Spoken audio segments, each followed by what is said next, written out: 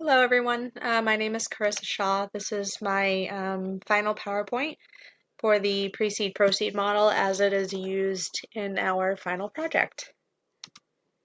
So first, we'll talk about what the Precede Proceed model is. It's basically a health logic model that was developed for use in public health.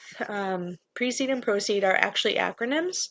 Precede stands for Predisposing, Reinforcing, and Enabling Constructs in Educational Environment Diagnosis and Evaluation, and Proceed spells out policy, regulatory, and organizational constructs in educational and environmental development.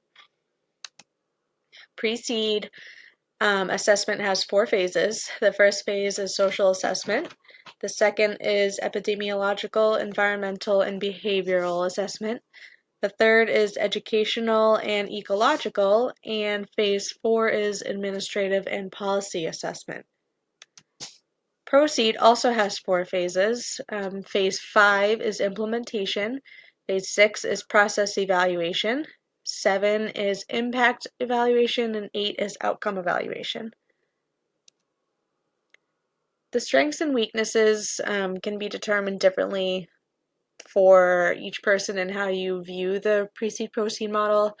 I listed the strengths as number one, that it engages community members, which is a huge part because you want as much as the community involved in your intervention as possible. The second one is that the needs and priorities are identified from the community context, which is also tied into the first strength. Another strength is that the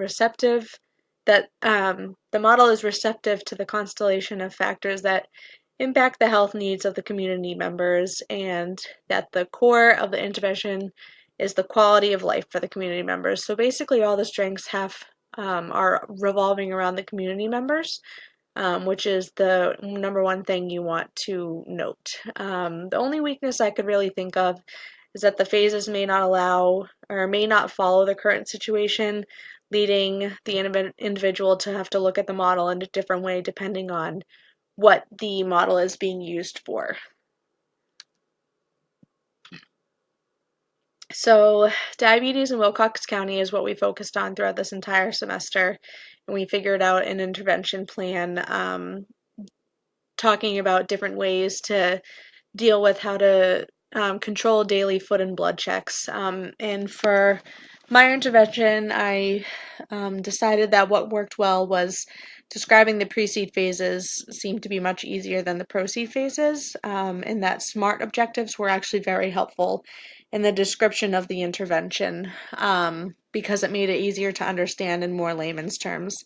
The usage of the medical professionals for daily foot and blood checks was one of the things that I had in my intervention, where each individual was assigned a medical professional to help them stay on track with these foot and blood checks. That way they didn't fall off the train. And lastly, they had to submit a weekly spreadsheet that shows pertinent data as well as challenges that were faced, such as issues with their feet or reasons why they could not do a blood check.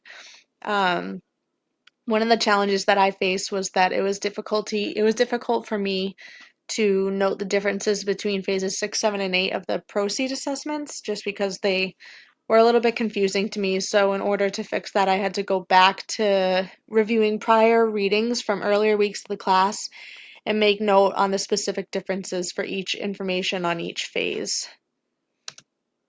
If I were to do it again, I think my intervention was actually well thought out and pretty easy to implement, but if I were to do it again, I would definitely choose a different way to do the intervention. Maybe start with some sort of, community meeting where everyone meets together and talks about similarities and differences in terms of why they don't do daily foot and blood checks. And maybe go from there and think of a different way to make sure that they're staying on track with doing these checks. That way, the money is used wisely, and in the end of the 2 years, these foot and blood checks drastically improve. But if I were to do it again, I would definitely have to think of a different way to implement the intervention itself, or even just choose a totally different intervention. And these are my references. Thank you.